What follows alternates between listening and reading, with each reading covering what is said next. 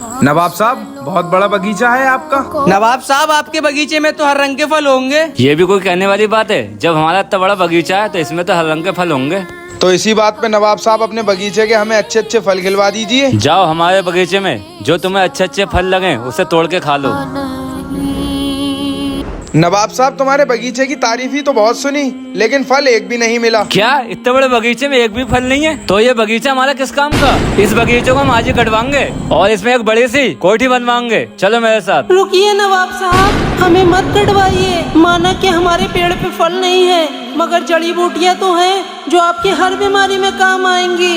नवाब साहब बीमार कोई है जो तेरी जड़ी बूटी नवाब साहब के काम आएंगी? तुझ पे फल होते नवाब साहब खा भी लेते। तुझे तो मैं आज ही कटवाऊंगा। चलो मेरे साथ।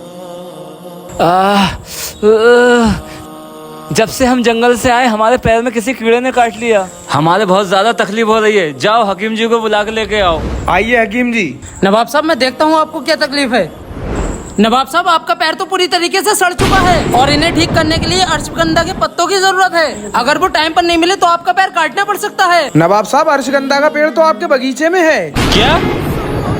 नवाब साहब बीमार कोई है जो तेरी जड़ी बूटी नवाब साहब के काम आएंगी? तुझ पे फल होते नवाब साहब खा भी लेते। तुझे तो मैं आज ही कटवाऊंगा।